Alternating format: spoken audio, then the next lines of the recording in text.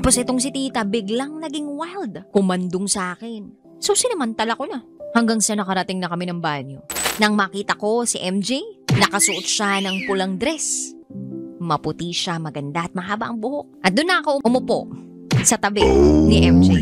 Casual na inuman lang, DJ Rocky. At dito ka nalaman na 36 years old na pala tong si MJ at may asawa na.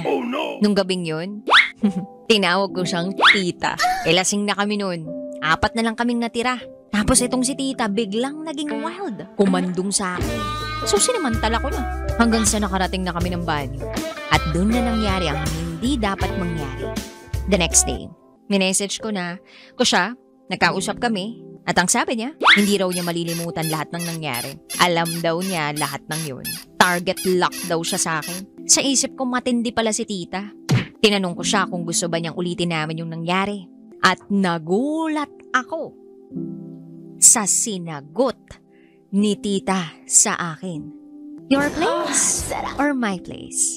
Nag-set kami ng araw at agad-agad akong pumunta sa place niya. May naganap. But this time, sa kama niya. Then nag-open up siya sa akin. Sabi niya, baka raw maintindihan ko ang sitwasyon niya. So sabi ko, go, kwento mo.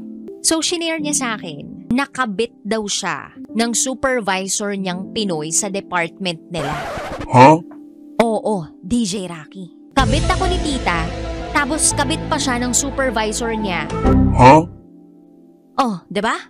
Nagkabit-kabit na kaming lahat. Wow! Enjoy na enjoy sa mga videos namin. Nako, Marami pa niyan dito, kabisyo. Kaya para mas feel good ka, I-like mo na ang video na to. At mag-subscribe na sa aming YouTube channel! Don't forget to click the notification bell Para lagi kang updated sa amin.